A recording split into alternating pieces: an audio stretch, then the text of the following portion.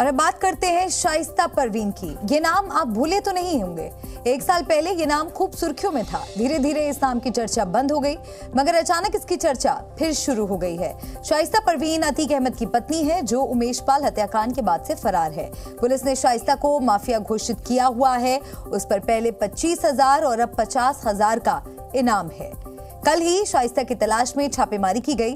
Police को सूचना मिली कि अतीक अहमद की पत्नी शाइस्ता और अशरफ की पत्नी जैनब दोनों प्रयागराज में हैं, जिसके बाद पुलिस की अलग अलग टीमों ने अतीक के करीबियों के ठिकानों पर सर्च ऑपरेशन चलाया, लेकिन उन्हें वहां कुछ नहीं मिला और खाली हाथ ही पुलिस वापस लौट गई। हर बार की तरह इस बार भी शाइस्ता की लोकेशन तो मिली, मगर शाइस्ता का कोई पता नहीं चला।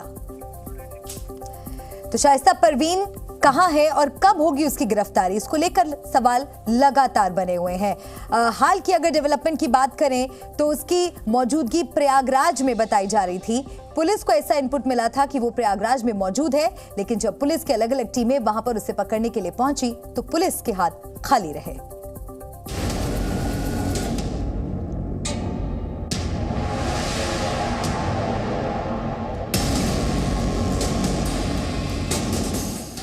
एक साल से ज्यादा का समय बीत गया, मगर बुरखे के अंदर छिपी अतीक की पत्नी अब तक पुलिस की गिरफ्त में नहीं आई है।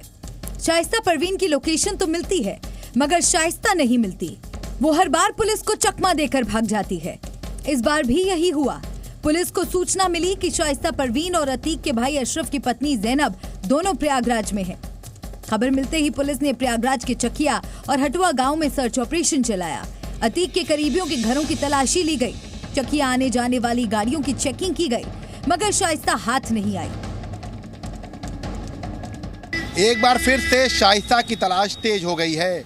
शाइस्ता और जैनब की तमाम लोकेशन मिलने के बाद प्रयागराज पुलिस ने चकिया और तमाम इलाकों में छापेमारी की। हालांकि शाइस्ता का पता नहीं लगा पाई, लेकिन ये बताया जा रहा था कि शाइस्ता और जैनब एक साथ किसी अपने रिश्तेदार के घर पर आए थे। ये पहला मौका नहीं जब शाइस्ता की तलाश में छापे मारे गए हों। इस लेडी माफिया को पकड़ने के लिए पुलिस उत्तर प्रदेश के कई शहरों में जा चुकी है। गुजरात के अहमदाबाद भी पुलिस गई, महाराष्ट्र में भी दबिश दी गई, हरियाणा में भी छापेमारी हुई, दिल्ली तक भी टीम गई, मगर फिर भी पुलिस को शाइस्ता का कोई सुराग नहीं लगा। शाइस्ता को सिर्फ अतीक की पत्नी होने की वजह से टारगेट नहीं किया जा रहा। दरअसल अतीक के काले कारनामों में शाइस्ता भी उसका बखूबी साथ देती थी। अतीक की माफिया बेगम पर धोखाधड़ी, जालसाजी और आर्म्स एक्ट के तहत मुकदमे दर्ज हैं। उस पर उमेश पाल की हत्या की साजिश रचने का आरोप भी लगा। अतीक ने साबरमती जेल से उमेश के कत्ल का जो प्लान बनाया था, उसे अंजाम तक पहुंचाने में शाइस्ता ने अहम रोल निभाया। और अब इतना सब कुछ करने के बाद भी शाइस्ता खुली हवा में सांस ले रही है। माना जा रहा है कि अतीक और अशरफ की हत्या के बाद से शाइस्ता ही चोरी छिपे उसके बिजनेस को चला रही है। हत्याकांड के बाद शाइस्ता अतीक के जनाजे में भी नहीं पहुंची। सूत्रों के मुताबिक उसने प्रयागराज के बिल्डरों को फोन करके रहने की सुरक्षित जगह मुहैया कराने को कहा, मगर फंसने के डर से किसी ने मदद नहीं की। उसके बाद से ही शाइस्ता बार बार अपनी लोकेशन बदल रही है। एक साल से ज्यादा का वक्त बीत गया, मगर शाइस्ता पुलिस की गिरफ्त से दूर है। एक साल से शाइस्ता क्या कर रही है, ये किसी को नहीं पता। माफिया की बेगम की गिरफ्तारी अब पुलिस के लिए साख का सवाल है।